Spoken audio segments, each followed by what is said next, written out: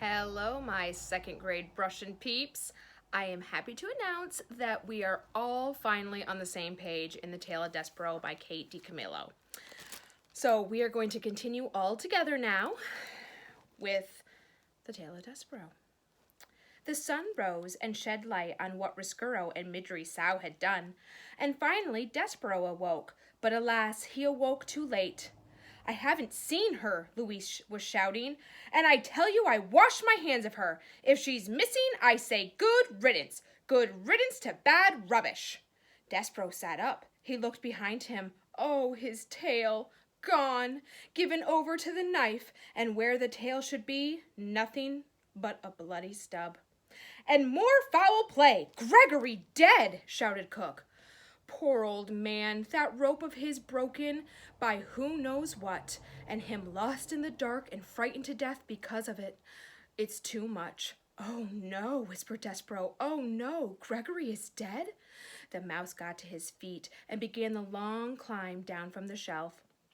Once he was on the floor, he stuck his head around the door of the pantry and saw Cook standing in the center of the kitchen, wringing her fat hands.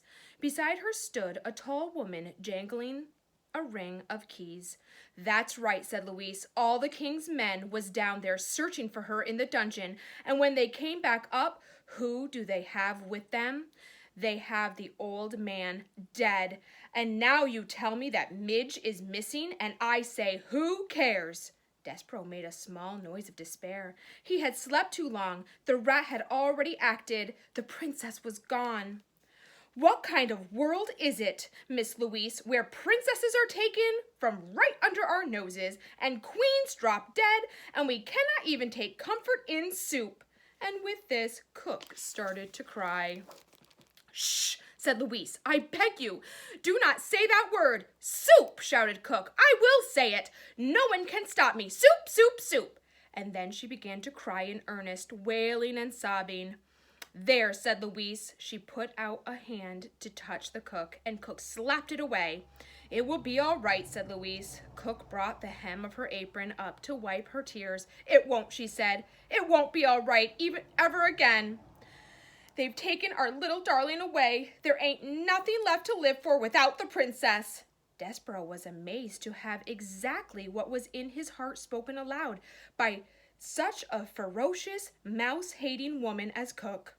Louise again reached out to touch Cook, and this time Cook allowed her to put an arm around her shoulder. "What will we do? What will we do?" wailed Cook. And Louise said, "Shh, there."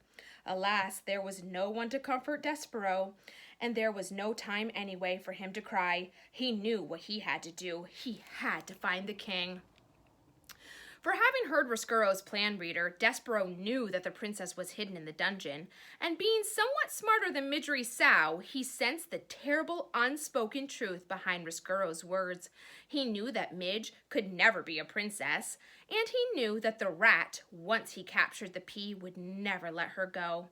And so the small mouse, who had been dipped in oil, covered in flour, and relieved of his tail, slipped out of the pantry and past the weeping ladies. He went to find the king.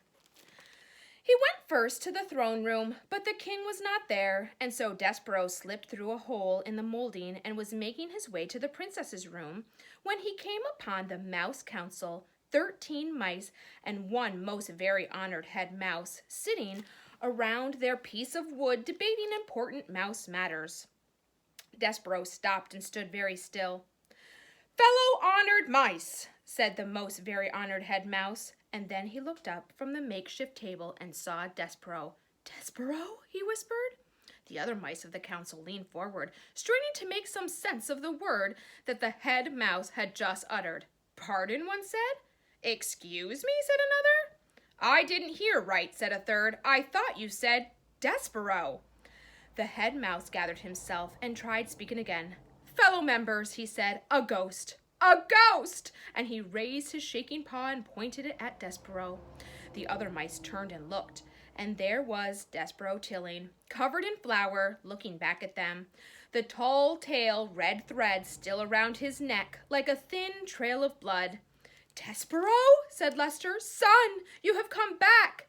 Despereaux looked at his father and saw an old mouse whose fur was shot through with gray. How could that be? Despereaux had been gone only a few days, but his father seemed to have aged many years in his absence. "Son, ghost of my son," said Lester, his whiskers trembling, "I dream about you every night. I dream about beating the drum that sent you to your death. I was wrong. What I did was wrong." "No," called the most very honored head mouse. "No." "I've destroyed it," said Lester. "I've destroyed the drum. Will you forgive me?" He clasped his front paws together and looked at his son. "No," shouted the head mouse again. "No, do not ask the ghost to forgive you, Lester. You did as you should. You did what was best for the mouse community." Lester ignored the head mouse. "Son," he said, "please." Despereaux looked at his father, at his gray-streaked fur and trembling whiskers, and his front paws clasped together in front of his heart, and he felt suddenly as if his own heart would break in two. His father looked so small, so sad. "Forgive me," said Lester again. Forgiveness, reader, is, I think, something very much like hope and love, a powerful, wonderful thing. And a ridiculous thing, too. Isn't it ridiculous, after all, to think that a son could forgive his father for beating the drum that sent him to his death? Isn't it ridiculous to think that a mouse could ever forgive anyone for such perfidy? But still, here are the words Despereaux Tilling spoke to his father. He said, "I forgive you, Pa."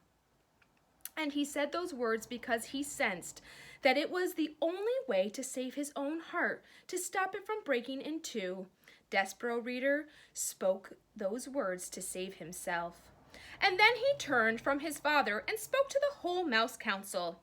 "You were wrong," he said, "all of you. You asked me to renounce my sins. I asked you to renounce yours. You wronged me. Repent." "Never," said the head mouse. Despereaux stood before the mouse council, and he realized that he was a different mouse than he had been the last time he faced them. He had been to the dungeon and back up out of it. He knew things that they would never know.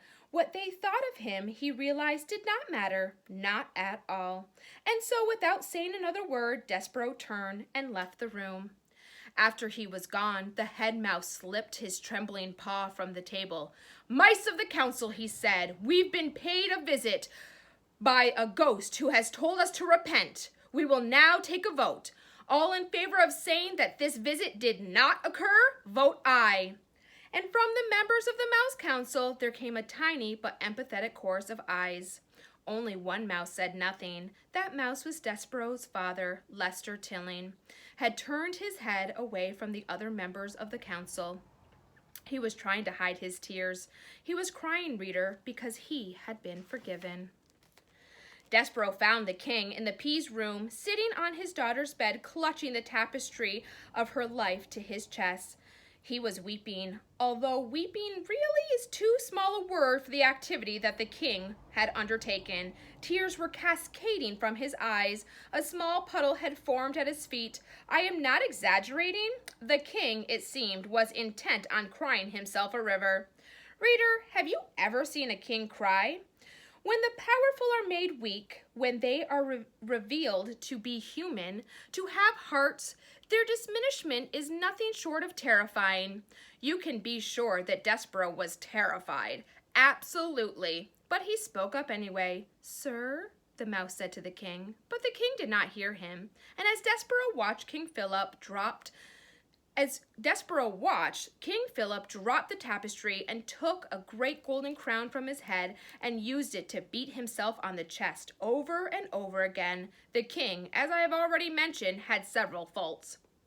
He was nearsighted. He made ridiculous, unreasonable, difficult to enforce laws, and much in the way of Midgery Sow, he was not exactly the sharpest knife in the drawer.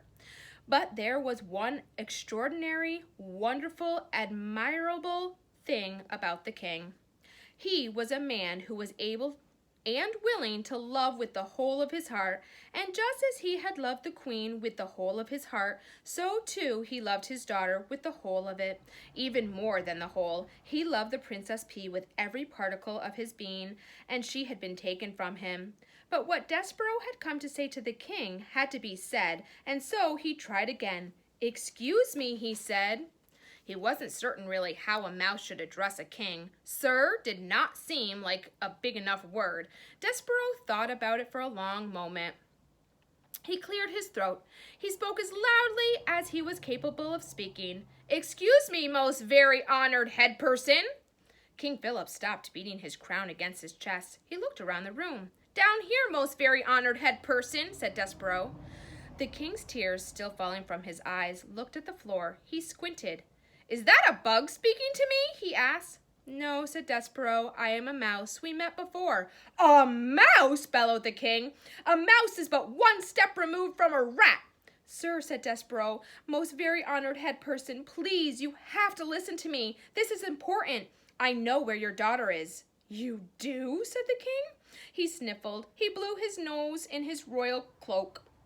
"Where?" he said, as he bent over to look more closely at Despereaux. 1 tear, 2 tears, 3 enormous king-sized tears fell with an audible plop onto Despereaux's head and rolled down his back, washing away the white of the flower and revealing his own brown fur. "Most very honored head person, sir," said Despereaux as he wiped the king's tears out of his own eyes. "She's in the dungeon." "Liar," said the king. He sat back up. "I knew it. All rodents are liars and thieves. She is not in the dungeon. My men have searched the dungeon." "But no one really knows the dungeon except the rats, sir. There are thousands of places where she could be hidden, and only the rats would know. Your men would never be able to find her if the rats did not want her found." "Ah!" said the king, and he clasped his hands over his ears. "Do not speak to me of rats and what they know," he shouted. "Rats are illegal. Rats are against the law. There are no rats in my kingdom. They do not exist." "Sir, most very honored head person, it is not true.